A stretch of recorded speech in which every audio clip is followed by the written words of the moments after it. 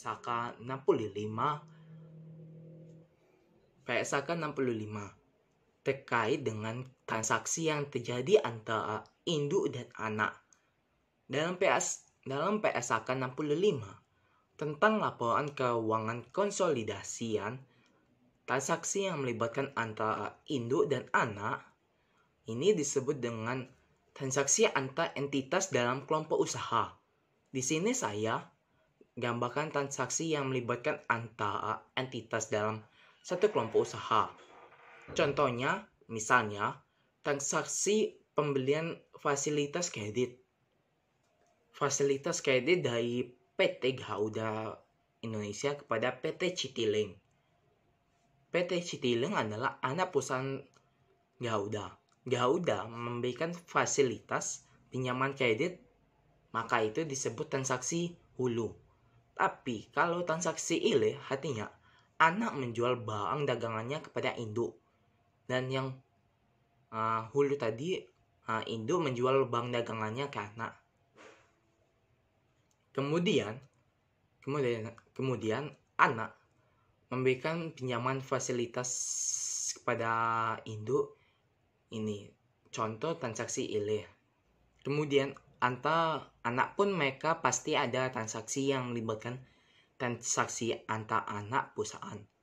Jadi kalau entitas induk ini punya dua anak, yaitu A dan B, maka antar anak pun terjadi transaksi. Tapi ini tidak akan dibahas di akuntansi keuangan lanjutan. Kemudian karena ada transaksi yang melibatkan induk bertransaksi dengan anak, maka saya sudah jelaskan yang tadi dampak dari transaksi itu tidak boleh muncul dalam laporan keuangan konsolidasi, sehingga untuk menjadikan dia tidak muncul dampaknya terhadap laporan keuangan konsolidasi, maka harus dieliminasi. Oke, sekarang kita fokus pada bab 5 ini untuk transaksi entitas induk dan entitas anak dalam kaitannya dengan penjualan, persediaan, dan pembelian laba. Dampak terhadap pencatatan entitas induk dan jurnal eliminasi transaksi penjualan persediaan entitas induk dan anak adalah contoh transaksi antar entitas dalam satu kelompok usaha. Dalam transaksi itu pasti memunculkannya adanya keuntungan dan kerugian. Untung atau rugi yang muncul tersebut ada yang dikatakan belum terrealisasi, ada juga yang sudah disebut sudah terrealisasi dalam periode tersebut. Kapan keuntungan atau kerugian itu sudah terrealisasi? Ketika barang dagangan yang dijual dari PT induk kepada PT anak itu dalam proses yang sama sudah terjual semuanya oleh PT anak ke perusahaan non-afiliasi, maka itu dikatakan keuntungan sudah terrealisasi dalam periode yang sama. Tapi kalau seandainya PT induk menjual kepada PT anak pada tahun 2019 sampai 31 Desember 2019, ternyata barang dagangan oleh PT anak kepada PT induk itu belum terjual, maka keuntungan atau kerugian dari PT induk dan anak belum terrealisasi. Kalau dia katakan belum terrealisasi, maka hanya ada pencatatan yang dilakukan.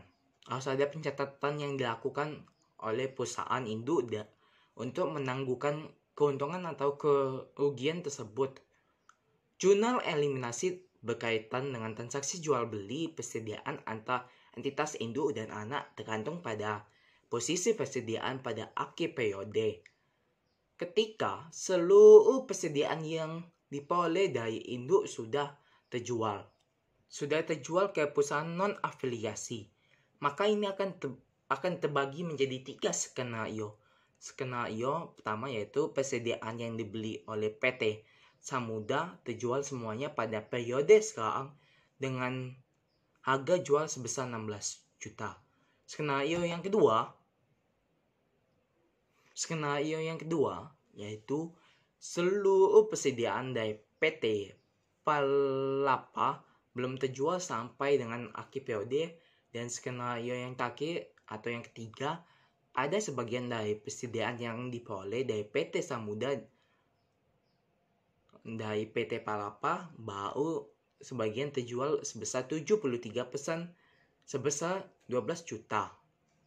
Untuk skenario pertama, yang seluruh persediaannya terjual kepada perusahaan non-afiliasi pada periode yang sama dengan ketika PT anak memperoleh barang dagangan tersebut, maka gambarannya PTP atau PT induk dan PTS kemudian dimulai dari PTP menjual kepada PT induk dengan harga jual sebesar 10 juta.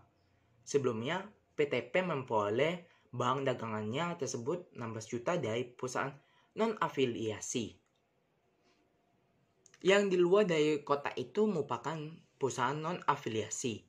Kemudian, PTP menjual barang dagangannya tadi dengan harga 10 juta.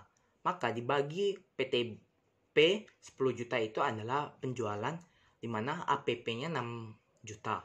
Bagi PTS yang 10 juta itu ialah harga perolehannya.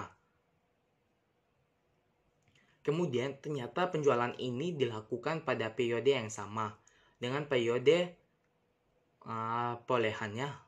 Maka jurnal eliminasinya dibuat untuk menghapus penjualan dan untuk menghapus APP. APP yang boleh muncul dalam laporan keuangan konsolidasi adalah APP ketika induk memperoleh barang dagangan tersebut dari perusahaan non-afiliasi. Penjualan yang boleh muncul dalam laporan keuangan konsolidasi adalah penjualan dari PT anak ketika menjual kepada PT non-afiliasi.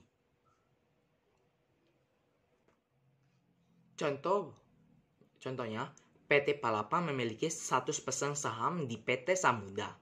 Selama tahun 2019, terdapat transaksi penjualan persediaan dari PT Palapa sebagai perusahaan induk kepada PT Samudra sebagai perusahaan anak sebesar 10 juta.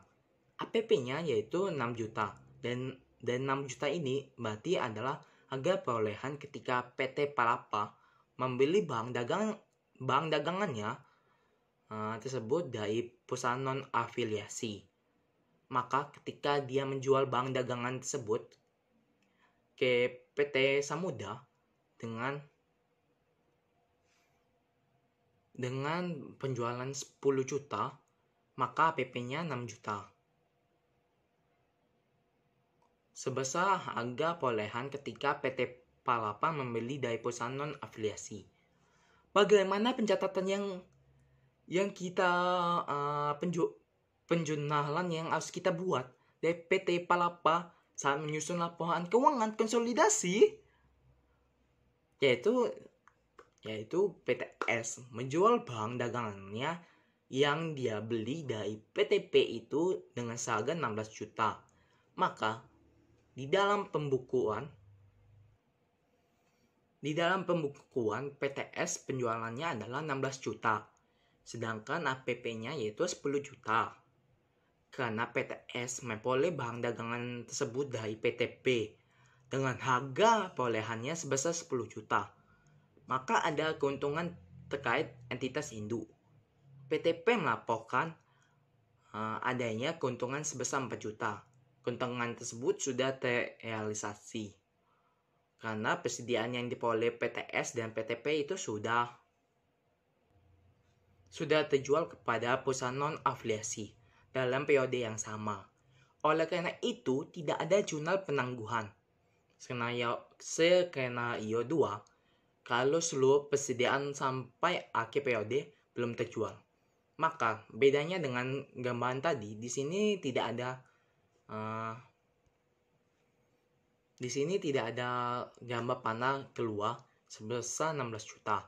Karena persediaan yang dibeli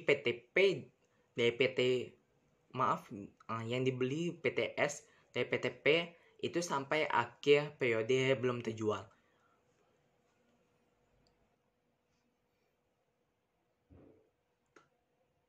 maka dia masih menjadi persediaan. Adanya keuntungan diperoleh sebesar 4 juta belum terrealisasi. Kenapa? Karena persediaan tadi belum terjual oleh PTS kepada perusahaan non-afiliasi. Maka keuntungan sebesar 4 juta belum terrealisasi.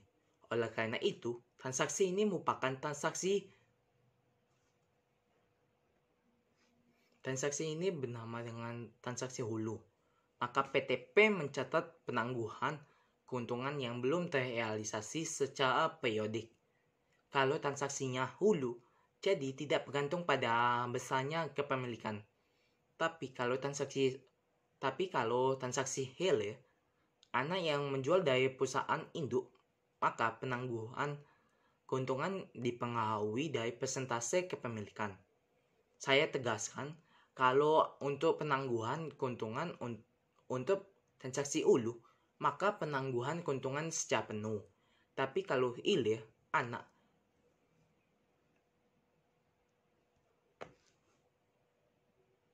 yang menjual kepada PT induk, maka penangguhan keuntungan itu dipengaruhi oleh persentase kepemilikan. Yang terakhir, skenario ketiga, yaitu maka PT anak tidak mencatat penangguhan 100% karena induk hanya memiliki saham di PT anak sebesar 75%. Maka yang boleh ditangguhkan itu hanya sebesar 75%. 25% lagi kepentingan non-afiliasi. Sekian dari presentasi saya. Jika ada kata atau sifat yang kurang berkenan, saya minta maaf. Sekian dan terima kasih.